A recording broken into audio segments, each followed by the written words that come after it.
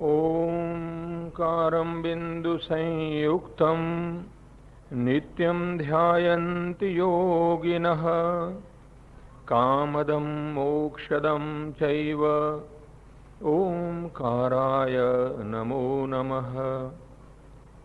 जे स्वरूप समझा विना पाम्यो दुख अनंत समझाव्यो ते पदनमु श्री सद्गुरु भगवंत।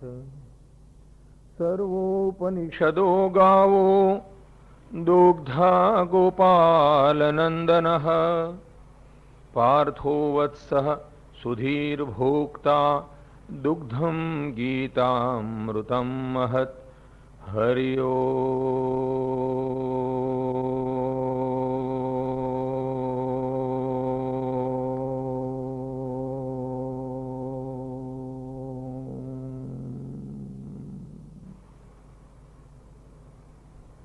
શ્રીમન્નારાયણ।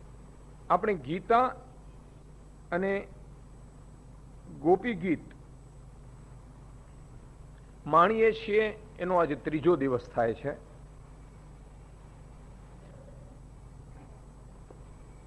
આપણે ગીતા વાંચી અને એના લક્ષણો ગોપીઓમાં શોધવા નથી નીકળ્યા। ગીતા વાંચીને આપણે એના લક્ષણો ગોપીઓમાં શોધવા નથી નીકળ્યા। ફેક્ટરીમાં માલ પ્રોડ્યુસ થાય, તમને ખબર હોય તો એમાં એક ખાસ ઇન્સ્ટ્રક્શનનું મેન્યુઅલ હોય। એન્જિનિયરોને અને મેન્યુફેક્ચરિંગ ડિપાર્ટમેન્ટના ઓફિસરોને કહી દેવામાં આવે કે તમારે જે પ્રોડક્ટ બનાવવાની છે એ આને આધારે બનાવવાની છે। ગોપીઓની રચના કઈ એવી રીતે ગીતા વાંચીને કરવામાં નહોતી આવી। કોઈ ગોપીઓ ગીતાની વિદ્વાન નહોતી। આજે અધ્યાત્મના ક્ષેત્રમાં સૌથી કફોડી હાલત એટલા માટે છે કે લોકો આ અધ્યાત્મ ગ્રંથોનો ઉપયોગ ક્વોલિટી કંટ્રોલ શીટ તરીકે કરે છે કે વાંચી વાંચીને એના જેવા થવું। સત્યમ વદ ધર્મમ ચર, સત્યમ વદ ધર્મમ ચર, ગોખે રાખો। આ ગોખ્યા ગોખનારા હોય એક બાજુ, અને જિંદગીમાં સત્યમ વદ વાંચ્યું ન હોય, તો આમાંથી કોણ મને ખાતરી આપવા તૈયાર છે કે જેણે નથી વાંચ્યું એ ખોટું બોલે છે? ગીતા ક્વોલિટી કંટ્રોલ હોય અને ગોપીઓના વ્યક્તિત્વનો વિકાસ ગીતાને આધારે થયો એવું નથી। પરંતુ જેવી રીતે એક યુવક ને યુવતી પ્રેમમાં પડે ત્યારે કોઈ કઈ ગુલશન નંદાની કે વિઠ્ઠલભાઈ પંડ્યાની ચોપડીઓ વાંચીને કઈ પ્રેમમાં ન પડે, પણ એ લોકોના પ્રેમ ઉપરથી નવલકથાઓ લખાય। શ્રીમદ ભગવદ ગીતા ના સિદ્ધાંતો, શ્રીમદ ભગવદ ગીતાનું જાત જગત અને જગતનું જગદીશ્વરનું નિરીક્ષણ આપોઆપ જેમ ફૂલમાંથી સુગંધ પ્રગટે એવી રીતે ગોપીઓના જીવનમાંથી પ્રગટી રહ્યું છે। આપને ફરીથી આજીજીપૂર્વક વિનંતી કરું છું, 5:30 પછી 1 સેકન્ડ પણ મોડા નહીં આવતા, નહીં આવતા, નહીં આવતા। આજે આ ત્રીજા દિવસની મારી નમ્ર વિનંતી છે। કૃપા કરીને ના આવી શકાય તો વાંધો નહીં। નટુભાઈને ખબર છે કે આ તો હું ઘણો સંયમિત રીતે બોલું છું, કારણ કે વ્યાસપીઠ ઉપર બેસનારા દેવો ગણાય ને, દેવોને કદી વ્યાકુળતા ન થાય। અને મહેરબાની કરીને આ દરવાજાને તો લોક જ લગાવી દો। મને બીક લાગે છે પાછળથી કોઈ ટાપલો મારશે। અભી યહાં સે મત આને દેના કૃપા કરકે। તો આપણે હવે ગોપીઓના ગીત તરફ આગળ વધી રહ્યા છીએ। ગોપી પણ કેવી ગોપી? નિત્ય સિદ્ધા ગોપી કે જે કોક્ષણે ભગવાનના પ્રેમમાં પડેલી। અને એ ગોપીઓ જ્યારે ગાવા માંડે, પ્રયાસપૂર્વકનું ગાન નહીં, સહજ ગાન, એની ભૂમિકા તૈયાર થાય છે। આપણે ગઈકાલે વાત કરી, શરદ ઋતુની નિર્મળ આકાશની રાત્રિ છે, મેં કહ્યું એમ કે મહાન ગ્રંથોની વિશેષતા એ હોય છે કે એમાં એક પણ શબ્દ વધારાનો કે એક શબ્દ ઓછો નથી હોતો. સુખદેવજી કહે છે, ભગવાન પિતા રાત્રિ શરદોત્ફુલ્લ મલ્લિકા વીક્ષ્ય રંતુમ મનશ્ચક્રે યોગ માયામ ઉપાશ્રિત. ભગવાન જેવા ભગવાન આ શરદ ઋતુના નિર્મળ શ્વેત સૌંદર્યને જોઈને, કેવા સૌંદર્યને કે જેમાં મલ્લિકાના ફૂલ ખીલી ઉઠેલા. તમે કોઈ દી રાત્રે વૃંદાવનમાં ઘૂમ્યા છો? રાત્રે કોઈ પવિત્ર સ્થળમાં ઘૂમ્યા છો કે જ્યાં જુઈના ફૂલો હોય, રાતરાણીના ફૂલો હોય? તમારી બધી ઇન્દ્રિયો તૃપ્ત થઈ જશે. ભગવાને એમને એમ નથી રચ્યું. આ બધું તોડી ફોડીને છોડીને ગાળો આપીને ચાલ્યા જવા માટે ભગવાને નથી રચ્યું. ભગવાનનો આ પ્રસાદ છે. એટલે ભગવાને વીક્ષ્ય રંતુમ મનશ્ચક્રે, ભગવાન પોતે એનો રચનારો એને જોઈને ખુશ થાય છે. there is some message behind this. ભગવાન આ ફૂલોથી સુગંધિત એવી રાત્રિને જોઈને એને રમવાનું મન થાય છે. સમજી લો, રમવાનું પહેલું મન ગોપીઓને નથી થતું, રમવાનું પહેલું મન ભગવાનને થાય છે.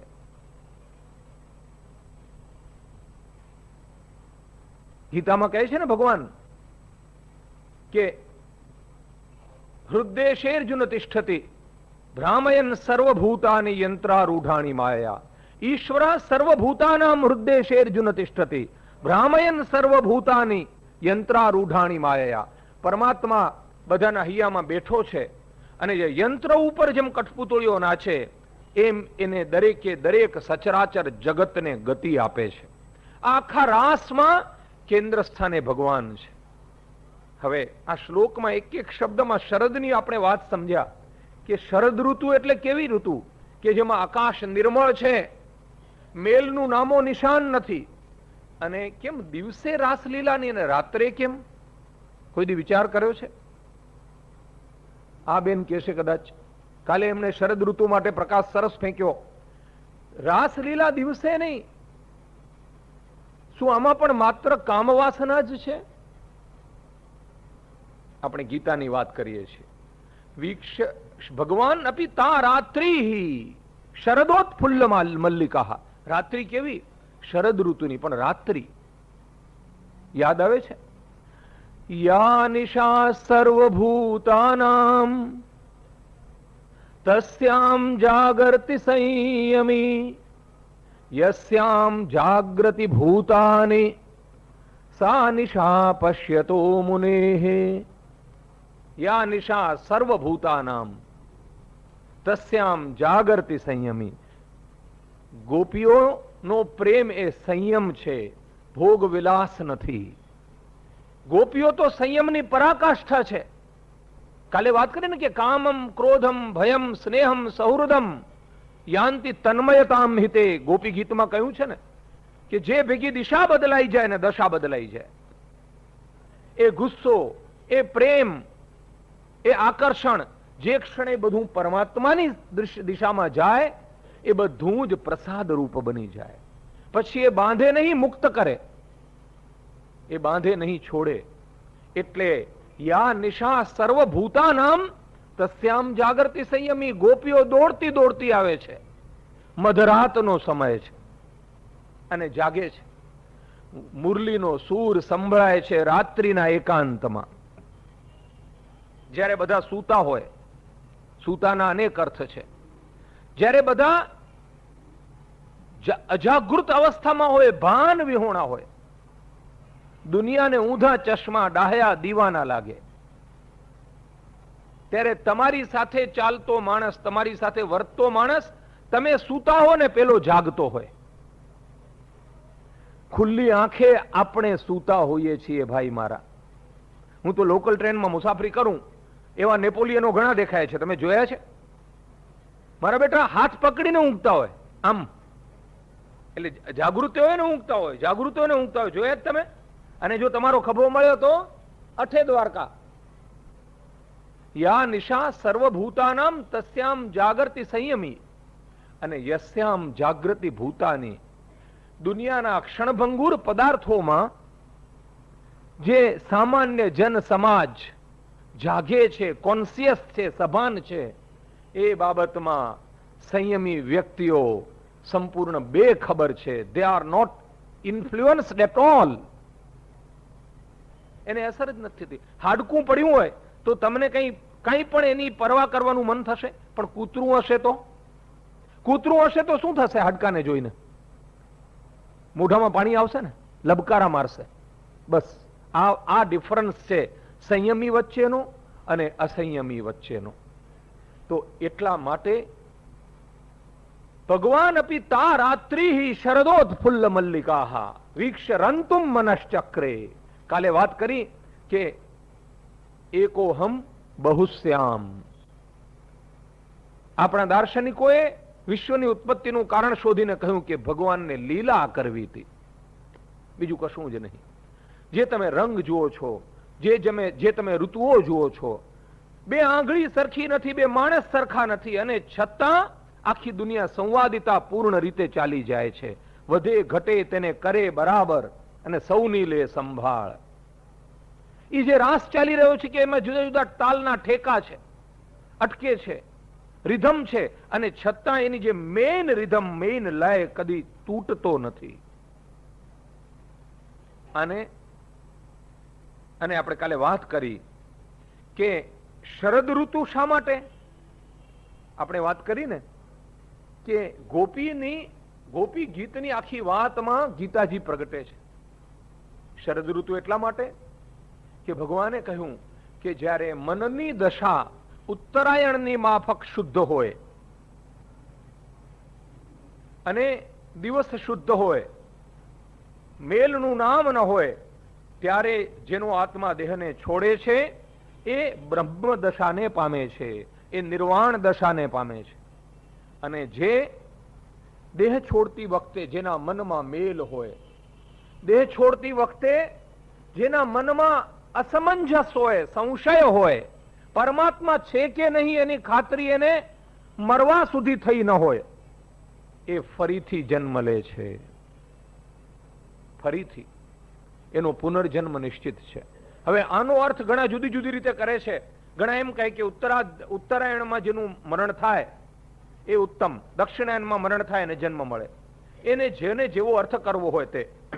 પણ ગીતામાં સ્પષ્ટ લખ્યું છે કે યત્ર કાલે ત્વનાવૃત્તિમ, 8મા અધ્યાયમાં અક્ષર બ્રહ્મયોગમાં. બને તો કાલથી જ અમે ગીતા લાવશો સાથે તો વધારે આનંદ આવશે. યત્ર કાલે ત્વનાવૃત્તિમ આવૃત્તિમ ચૈવ યોગિનઃ પ્રયાતા યાન્તિ તમ કાલમ વક્ષ્યામિ ભરતર્ષભ. અગ્નિર્જ્યોતિરઃ શુક્લઃ ષણમાસા ઉત્તરાયણમ તત્ર પ્રયાતા ગચ્છન્તિ બ્રહ્મવિદો જનાઃ. યત્ર કાલે તુ અનાવૃત્તિમ આવૃત્તિમ ચૈવ યોગિનઃ. જે કાળમાં જવાને કારણે યોગીઓને માટે પાછા ફરવાનું બનતું નથી, એ કાળનું હું તમારી પાસે હે ભરતર્ષભ વર્ણન કરીશ. અગ્નિર્જ્યોતિઃ અહ શુક્લઃ, શ્વેત રાત્રિ, શ્વેત વાતાવરણ, તત્ર પ્રયાતા ગચ્છન્તિ બ્રહ્મવિદો જનાઃ. પરમાત્માને જેને જાણી લીધો છે, જાણવું એટલે અહીંયા તો આ બધા બેઠા છે, બધા જાણે છે પરમાત્માને. એમ અરે ભાઈ, લાખોમાંથી કોક જાણી શકે છે. જાણવું એટલે દેખાય તમને એમ મુગટ ધારીને, મોર મુગટ ધારીને એમ પણ દેખાય, પણ તમારી જિંદગીની સંતા કુકડીમાં દેખાય તો બધાને છે ને પકડી કોણ રાખે છે? નટવરને કોઈ પકડી રાખે? તમારી વાત નથી. કોણ ભગવાનને પકડી રાખે છે? પરમાત્માને કોઈક જ આ સંતા કુકડીમાં પકડી રાખે છે. એ મારો વાલો રમે છે ને છુપાઈ જાય છે, દેખાય છે ને છુપાઈ જાય છે, દેખાય છે ને છુપાઈ જાય છે. પણ જેણે એને જાણી લીધો છે એને પછી બીજું કશું દેખાતું નથી. બધું હોય એની પાછળ એને હરિવરનો હાથ દેખાય છે. અને એટલા માટે બ્રહ્મવિદો જનાઃ, પરમાત્માને જાણનારા એ શુક્લ શુદ્ધ વાતાવરણમાં બ્રહ્મને પામે છે. જ્યારે એના મનનું વાતાવરણ શુદ્ધ હોય શરદ ઋતુના નિર્મળ આકાશની માફક. અને પછી બીજી મનની દશા આપણામાંના મોટા ભાગની અવારનવાર થાય છે કે કોઈકનો હાથ તો છે હો, there is some power behind everything. અવારનવાર આપણે એના પ્રેમમાં પડીએ છીએ પણ પાછા ભૂલી જઈએ છીએ. લગ્ને કુંવારા હતા ત્યાંના ત્યાં પાછા. ધૂમો રાત્રિ તથા કૃષ્ણ ષણમાસા દક્ષિણાયનમ તત્ર ચાંદ્રમસમ જ્યોતિ યોગી પ્રાપ્ય નિવર્તતે શુક્લ કૃષ્ણે ગતિ ह्येते જગત શાશ્વતે મતે એકયા યાત્યનાવૃત્તિ અન્યયા વર્તતે પુનઃ. ભગવાન કહે છે ધૂમો રાત્રિ તથા કૃષ્ણ. કૃષ્ણ એટલે અહીંયા શ્યામ, મેલું. અહીંયા એ અર્થમાં છે જ્યારે મનની દશા મેલી હોય છે. મેલી એટલે શું? સત્ય અને અસત્યની ભેળસેળ. ગ્રે કલર, વ્હાઇટ ને બ્લેક નહીં, ગ્રે કલર. મન અનિશ્ચિત હોય છે. ભલે મંદિરમાં જતા હોઈએ, ભલે આખો દી જાપ કરતા હોઈએ, ભલે ઊંધે માથે તપ કરતા હોઈએ, ભલે 11 કરતા હોઈએ, ભલે ફળાહાર કરતા હોઈએ, ભલે ધર્મની વાતો કરતા હોઈએ, ભલે ધર્મ ઉપર ભાષણ કોટ કરતા હોઈએ, પરંતુ સવાલ મનની દશાનો છે. મન મંદિર में मूरत तेरी फिर भी न दिखे सूरत तेरी घट घट वासी रे दर्शन दो घन श्याम आज मोरी अखियां प्यासी रे. मन मंदिर में मूरत तेरी फिर भी न दिखे सूरत तेरी. પરંતુ જેને નથી દેખાતી એની મૂર્તિ પાછું વાદળામાં ગુમ થઈ જાય. જેમ સૂર્યને આદા વાદળા આવે ને એમ સંયોગોના વાદળા, વાસનાના વાદળા, ઝંખનાઓના વાદળા, સુખના વાદળા અને દુઃખના વાદળા, એની વચ્ચે મારો વાલો ગુમ થઈ જાય છે. અને એ પરિસ્થિતિમાં એ ફરીથી અહીં પાછો મોકલે છે આપણને. તત્ર ચાંદ્રમસમ જ્યોતિ યોગી પ્રાપ્ય નિવર્તતે. ચાંદની રાતમાં કેવું હોય? પૂરો પ્રકાશ ન હોય, આછો પ્રકાશ હોય. એને યોગી એ અવસ્થામાં પાછો ફરે છે, ફરીથી જન્મ લે છે. હકીકતમાં નિત્ય સિદ્ધોની પણ આવી દશા થાય છે. જે યોગ ભ્રષ્ટની વાત કરી ને, તમે બધા યોગ ભ્રષ્ટ જ છો, એ વિના તમને અહીં આવવાનું મન ન થાય. ભારે આનંદની વાત છે. ગીતામાં આપણે આગળ વધશું, યોગ ભ્રષ્ટની વ્યાખ્યા આપી છે. બસ આ જ પરિસ્થિતિ છે. આપણે ફરીથી આવ્યા એટલા માટે છીએ. આપણે દક્ષિણાયનમાં દેહ છોડ્યો છે. મનની અશુદ્ધિ વખતે જો દેહ છોડ્યો હોય તો જન્મ લેવો પડે, ઋણાનુબંધ ચૂકવવા પડે, લપસવું પડે, અને ફરીથી માર ખાઈ, ફરીથી સાફ થતા હિસાબો ક્લિયર કરી, કર્મ નિર્જરા કરીને પછી કદાચ સદભાગ્ય હોય તો ઉત્તરાયણમાં દેહ છોડવાની વાત આવે. શરદ ઋતુ એ ઉત્તરાયણની ઋતુ છે.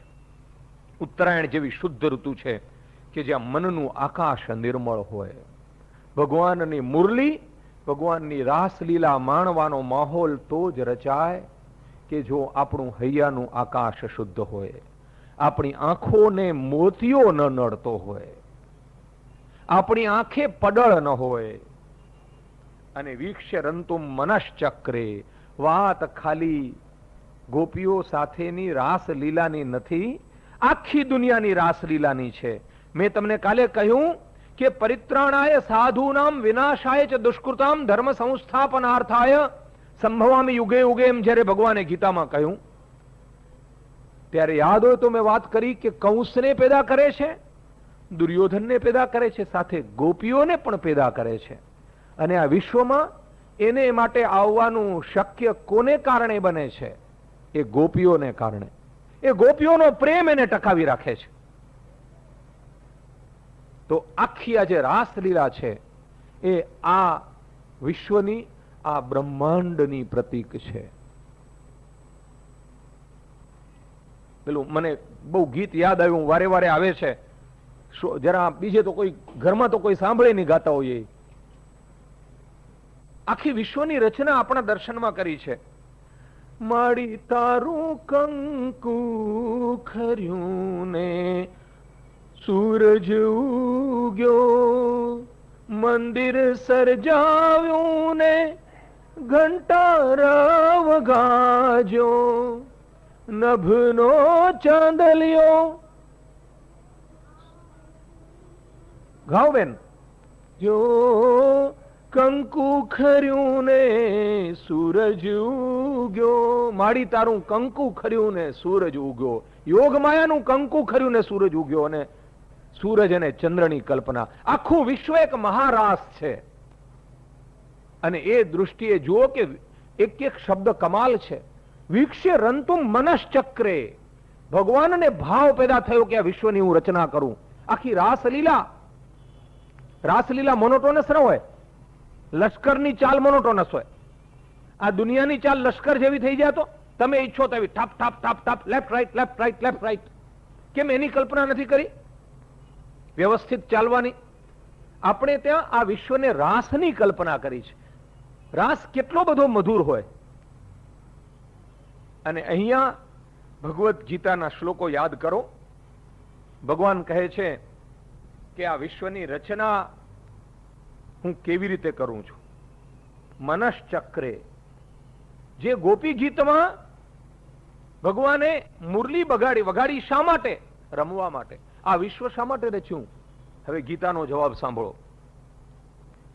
સર્વભૂતાનિ કૌંતેય પ્રકૃતિમ યાન્તિ મામિકામ કલ્પક્ષયે પુનસ્તાને કલ્પાદૌ વિસૃજામ્યહમ પ્રકૃતિમ સ્વામ અવષ્ટભ્ય વિસૃજામિ પુનઃ પુનઃ ભૂતગ્રામમિમં કૃત્સ્નમ અવશમ પ્રકૃતેર્વશાત. સર્વભૂતાનિ કૌંતેય પ્રકૃતિમ યાન્તિ મામિકામ કલ્પક્ષયે પુનસ્તાનિ કલ્પાદૌ વિસૃજામ્યહમ. આ કલ્પ જ્યારે પૂરો થાય, એક યુગ પૂરો થાય, ત્યારે બધા જ આખું જ સચરાચર જગત એ મારી પ્રકૃતિમાં પાછું વિલીન બની જાય છે. પ્રકૃતિમ યાન્તિ મામિકામ, મેં રચેલી પ્રકૃતિમાં ભગવાન ડાયરેક્ટલી ઇન્વોલ્વ નથી થતા. શું કામ? કારણ કે એ તો નિરીક્ષક છે. He just એન્જોયસ.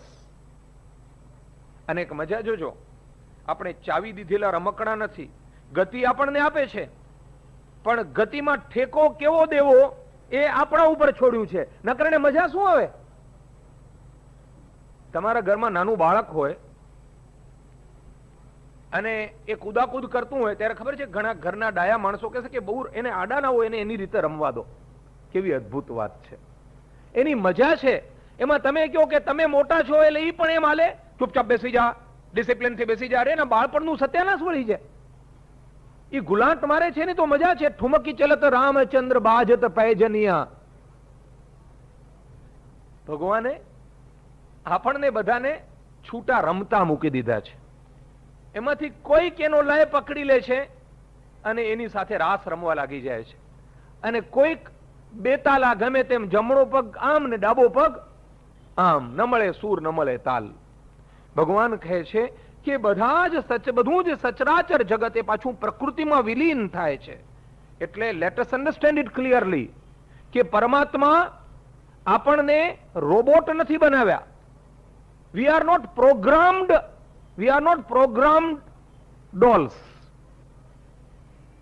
આપણને અંદર પ્રોગ્રામ નાખીને આમ કરવું તેમ કરવું સૂચવીને ભગવાને નથી મોકલ્યા.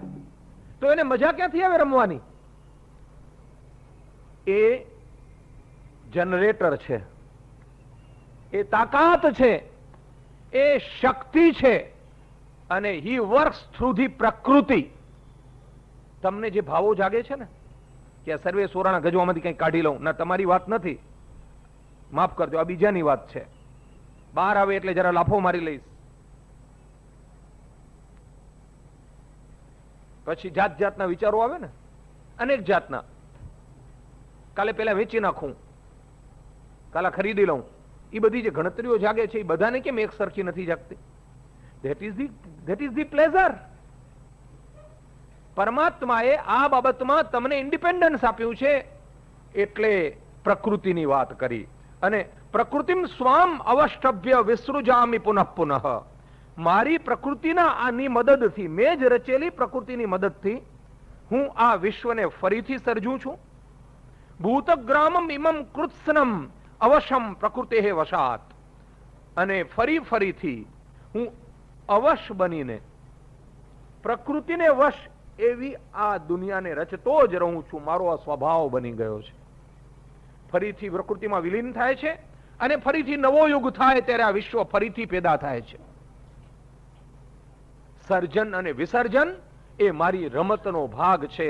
ફરીથી ગોપી ગીતનો આપણે પ્રથમ શ્લોક યાદ કરીએ કે વીક્ષરંતુમ મનશ્ચક્રે યોગમાયામ ઉપાશ્રિતઃ.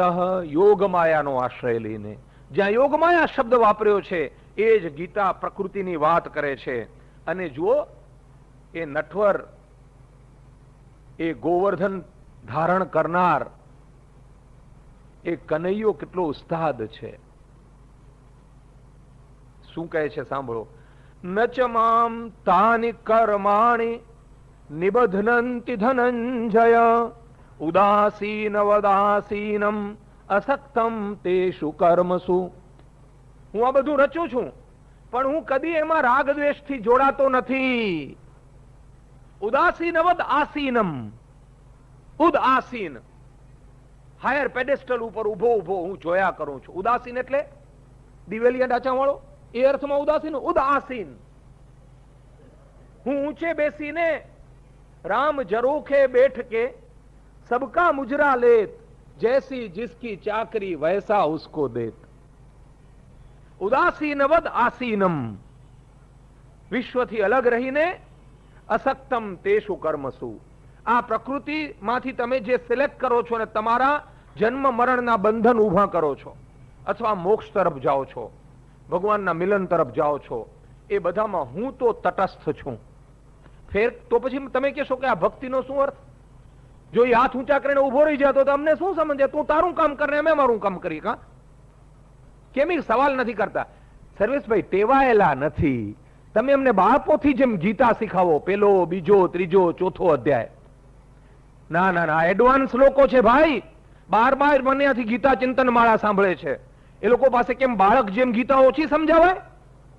હે, સમજાવાય તમને બાળક જેમ? આ તો એડવાન્સ સ્ટુડન્ટ્સ છે પ્રેમપુરીના. એ લોકો અફીણ પીવા નથી આવતા અહીંયા.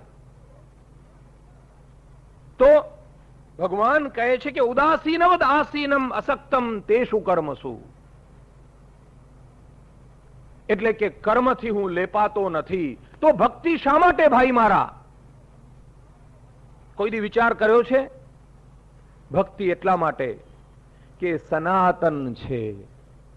બાકી પ્રકૃતિના તત્વો ક્ષણભંગુર છે. પ્રકૃતિ દાસી છે અને એનો નાથ છે. નાથના પ્રકાશ સામે જોશો તો નાથે કહ્યું છે કે તું મારો અંશ છો, તો એનામાં મળી જવાની વાત આવશે.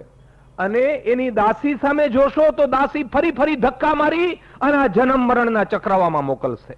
સીધો હિસાબ છે. સૂર્યની સામે જોશો તો તમારી આંખમાં તેજ આવશે, તમારા રૂવાણામાં તેજ આવશે. પણ અંધકાર સામે જોશો તો તમારા ચહેરાઓમાં અંધકાર, રોમે રોમમાં અંધકાર વ્યાપવાનો છે. આ ભક્તિનું રહસ્ય છે. તમારો ચહેરો ક્ષેત્રજ્ઞ તરફ કે ક્ષેત્ર તરફ, તમારો ચહેરો પરમાત્મા તરફ કે પ્રકૃતિ તરફ, એનો મુદ્દો છે.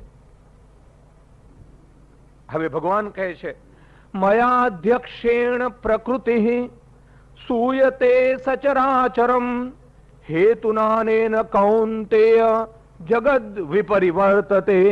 મયાધ્યક્ષેણ, આઈ પ્રિસાઇડ ઓવર. હું એક અધ્યક્ષની માફક તટસ્થ રહું છું.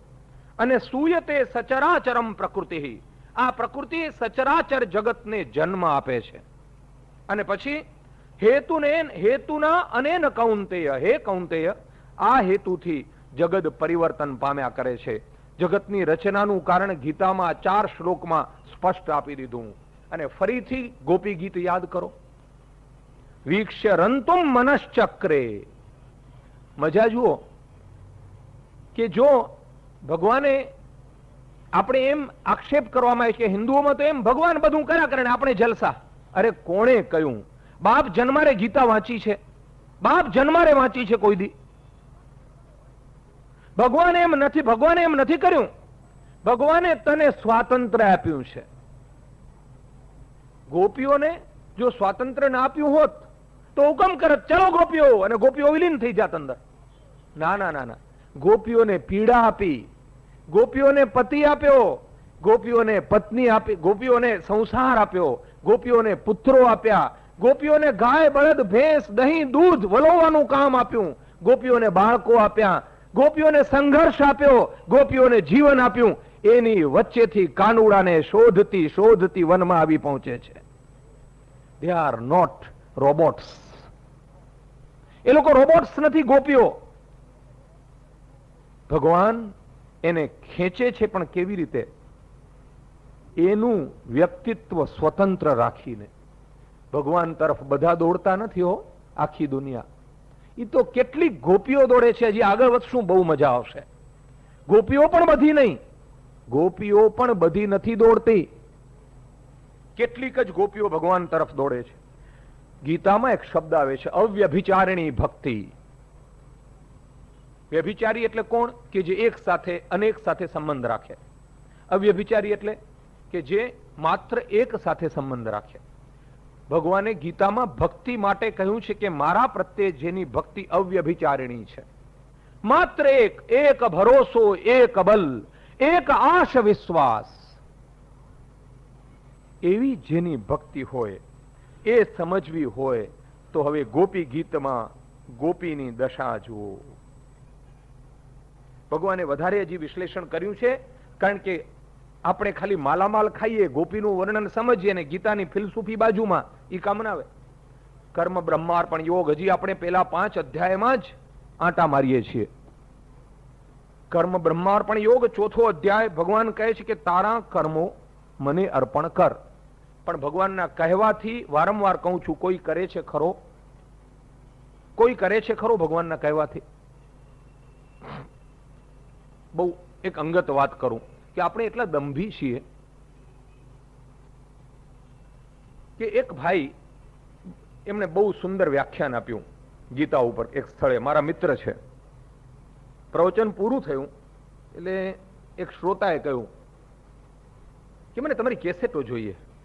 એમને કહ્યું, આ ભાઈએ મને વાત કરી. અચ્છા કઈ? તો કે હું પસંદ કરી લઈશ, 3-4 કેસેટો જરા સાંભળી લઈશ. આપણે દુકાનમાં માલ લેવા જઈએ ને એવી રીતે, ભલે 3-4 કેસેટો લઈ જઈશ. લઈ લીધી. સારો માલ હશે તો બીજી લઈશ, ભલે. કેસેટો લીધી.